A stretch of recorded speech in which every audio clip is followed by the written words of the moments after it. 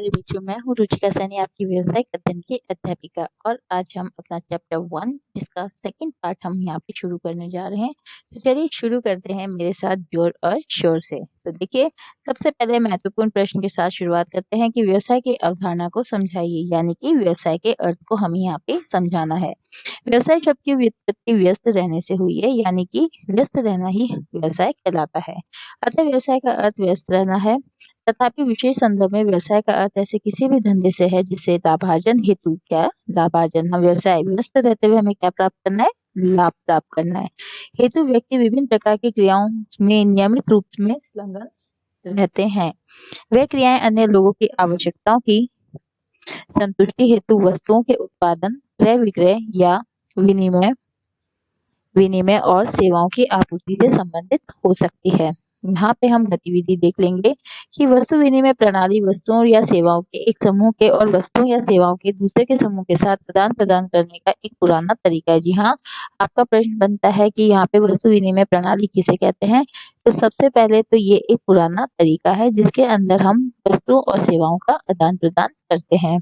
तो यहाँ पे आपका एक मार्क्स इधर से आ जाएगा। इसी के साथ प्रत्येक समाज में मनुष्य अपनी आवश्यकताओं की संतुष्टि हेतु अनेकों प्रकार की क्रियाएं करते हैं। ये क्रियाएं विस्तृत रूप से दो समूह में वर्गीकृत की गई है। तो जी हाँ, हमें इन क्रियाओं को देखना है कि जो हमारे समाज में क्रियाएं हैं उन्हें हमने दो समूह में बांटा है और कौन कौन सी है वो क्रियाएं। तो यहाँ पे हम समझ लेते हैं। पहली है आर्थिक क्रिया और दूसरी है हमारी अनार्थिक क्रिया। जी हाँ, पहली जो हम पैसे से संबंधित क्रिया है, जिससे हमें पैसे मिलते हैं, लाभ मिलता है, पूंजी प्राप्त होती है, उसे हम आर्थिक क्रिया कहते हैं। और ऐसी क्रिया जिससे हमें पैसा नहीं मिलता है, हम सिर्फ सेवा के उद्देश्य से करते हैं, ऐसी क्रियाओं को हम अनार्थिक क्रिया कहते हैं। तो चलिए हम शुरू करते हैं।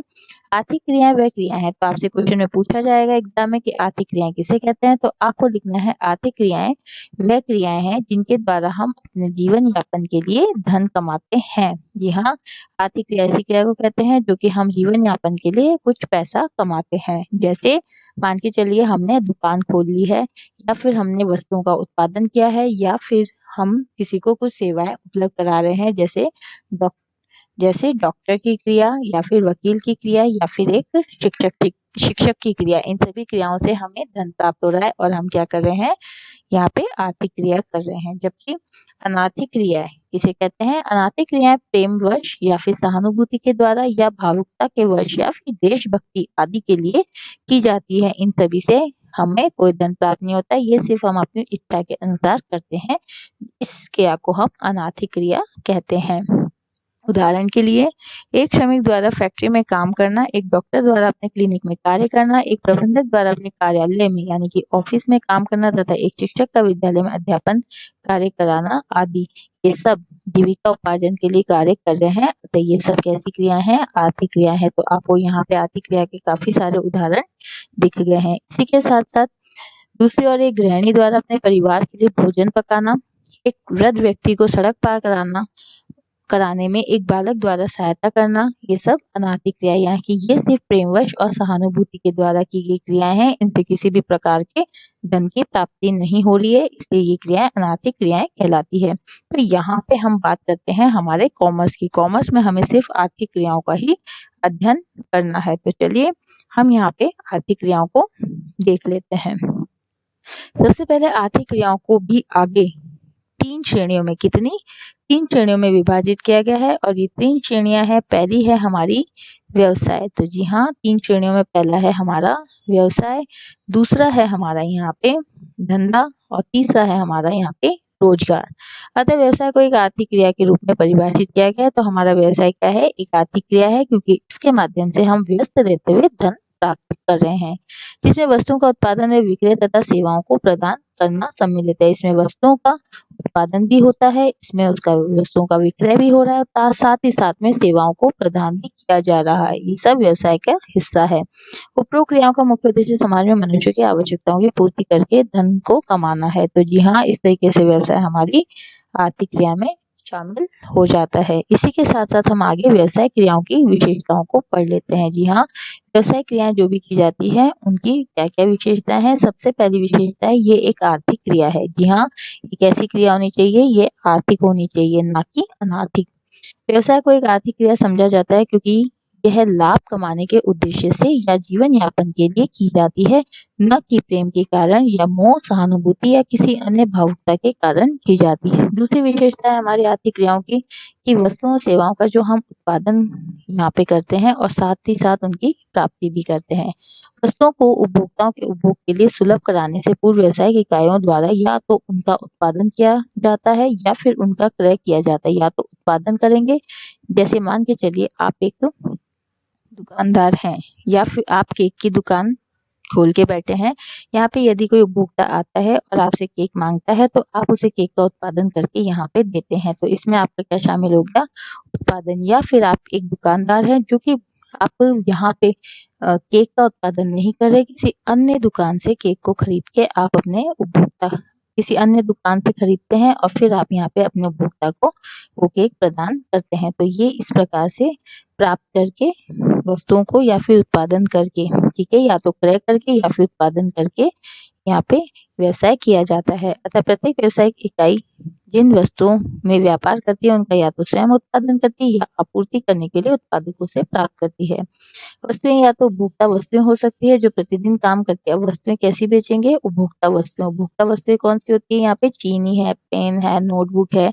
और दूसरी होती है हमारी पूंजीगत वस्तुएं, जैसे मशीन है, फर्नीचर आदि। ये सब हमारी यहाँ पे कौन सी वस्तुएं? पूंजीगत वस्तुएं। जी हाँ, जिनमें ज्यादा पूंजी लगी होती है। तो वस्तुओं को दो भागों में बांटा है। पहला है हमारा यहाँ पे उपभोक्ता वस्तुएं और दूसरा है हमारा पूंजीगत वस्तुएं। हमारा मानवीय आवश्यकताओं की संतुष्टि के लिए वस्तुओं सेवाओं का विक्रय या फिर विनिमय। जी हाँ, मानवीय आवश्यकताओं की संतुष्टि करने के लिए हम वस्तु और सेवाओं का क्या करेंगे? विक्रय भी करेंगे और साथ में विनिमय भी करेंगे।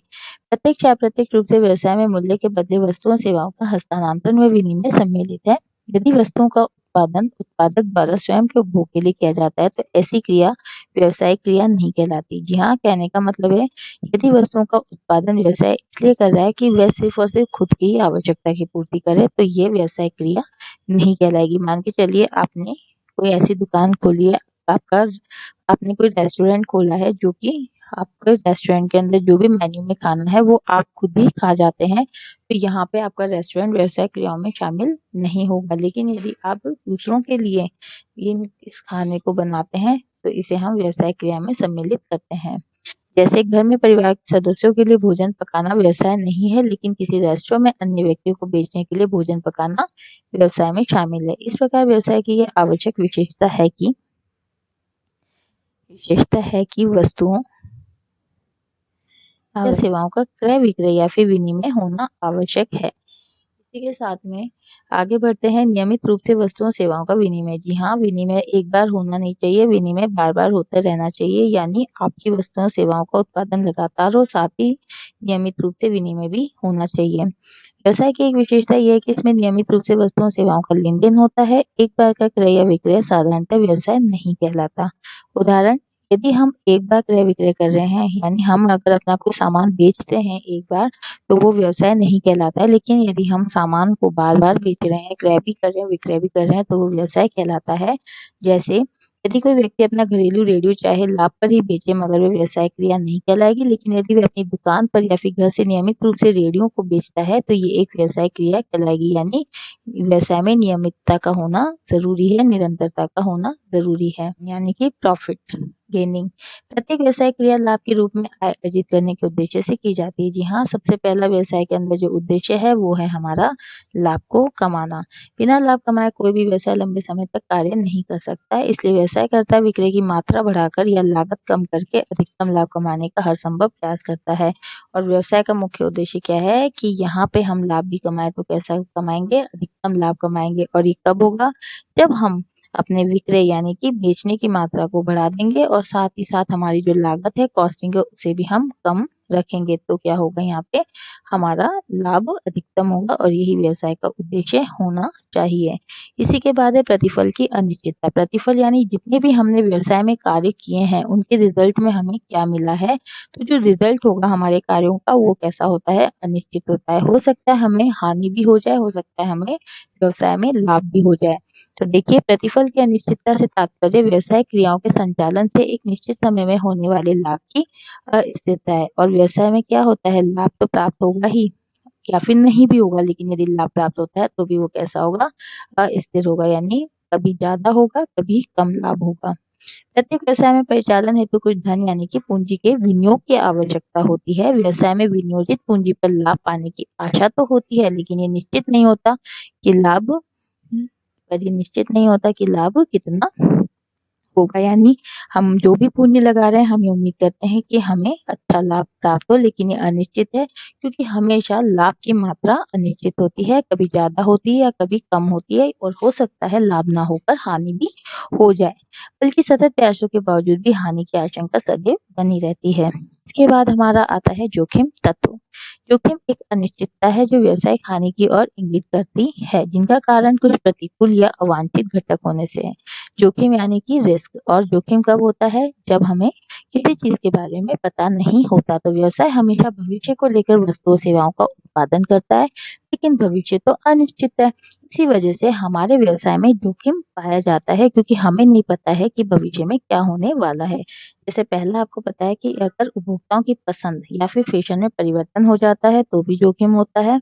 उत्पादन विधियों में परिवर्तन हो जाता है, उत्पादन करने की अगर विधियां परिवर्तित हो जाती है, या फिर कार्यस्थल पर हड़ताल हो जाती है, या फिर तालाबंदी हो जाती है, यानी कि यहाँ पे कर्मचारी हड़ताल कर देते हैं, या फिर मालिक ने किसी कारणवश ताला लगा दिया है जिससे कर्मचारी काम नहीं कर पाते हैं।